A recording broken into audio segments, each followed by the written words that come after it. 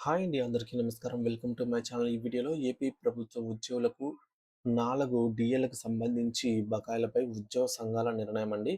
So, మనకు 2024 July, అలాగే 2025 జనవరి, July, 2026 జనవరి మొత్తం 4 డీఏలయితే పెండింగ్‌లో ఉన్నాయన్నమాట. ఈ జూలైతో కలుపుకుంటే ఇంకా కేంద్రం ప్రకటించలేదు. కానీ ఈ జూలైతో కలుపుకుంటే ఇంకో డీఏ కూడా పెండింగ్‌లోకొస్తుంది. సో, అది ఇంకా కేంద్రం ప్రకటించలేదు కాబట్టి ఇప్పటికి పెండింగ్‌లో ఉన్న 4 డీఏలకు సంబంధించి కీలక సమాచారం తెలుసుకుందాము. సో, వీడియోని చివరిదాకా చూడండి ఫ్రెండ్స్. వీడియోని లైక్ చేయండి, అలాగే షేర్ చేయండి. ఫ్రెండ్స్, ఇక విషయానికొచ్చినట్లయితే ఆంధ్రప్రదేశ్ రాష్ట్ర వ్యాప్తంగా ఉన్నటువంటి ప్రభుత్వ ఉద్యోగ, ఉపాధ్యాయ పెన్షనర్స్ అందరికీ కూడా తమ న్యాయమైన హక్కుల కోసం దీర్ఘకాలంగా అయితే ఈ యొక్క పెండింగ్‌లో ఉన్న సమస్యల పరిష్కారం కోసం మరోసారి పోరాట బాట అయితే ఎంచుకున్నారనమాట. సో, ఉద్యోగులు ఉద్యమిస్తున్న ఈ తరుణంలో ప్రభుత్వం చర్చలకు పిలిచింది.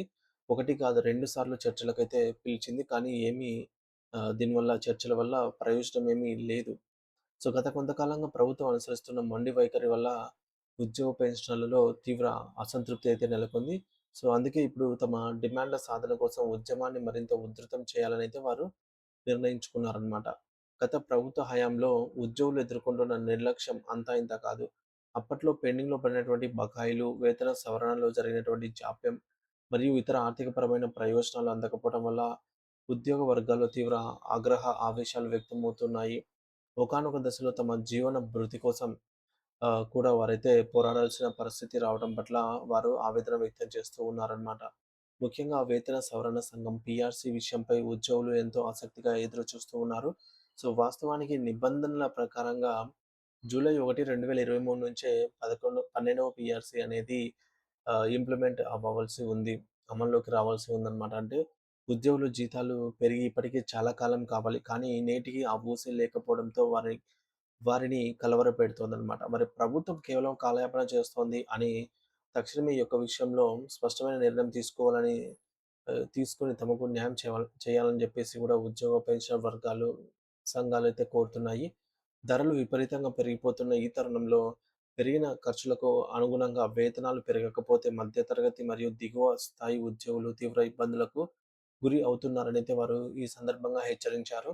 మరొక ప్రధాన అంశం ఏమిటంటే, ప్రభుత్వం ఉద్యోగులకు మరియు పెన్షనర్లకు చెల్లించాల్సినటువంటి 4 విడతల కరువు భత్యం డీఏ బకాయిలు, పెండింగ్‌లో ఉన్నటువంటి డీఏలు సాధారణంగా ఈ యొక్క ద్రవ్యోల్బణాన్ని తట్టుకోవడానికి ప్రభుత్వం ప్రతి 6 నెలలకు ఒకసారి ఇచ్చే ఈ డీఏలను సకాలంలో అందించాల్సి ఉంటుంది.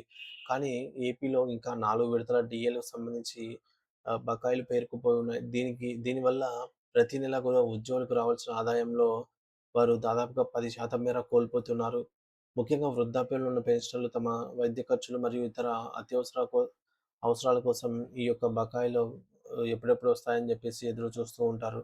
సో, మరి ఈ యొక్క 4 విడతల డీఏలను ఒక్క రూపాయి కూడా కోత విధించకుండా వెంటనే విడుదల చేయాలని ఉద్యోగ సంఘాలు ముక్త కంఠంతో డిమాండ్ చేస్తూ ఉన్నాయి.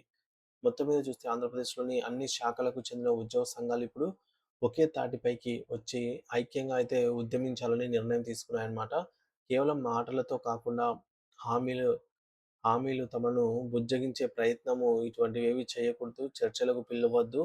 సో, చర్చలకు పిలిచి బుజ్జగించే ప్రయత్నాలేమీ చేయకూడదు. తమ సమస్యలను శాశ్వతమైన పరిష్కారం మరియు చట్టబద్ధమైన పరిష్కారం చూపాలనైతే వీరు గట్టిగా కోరుతున్నారు.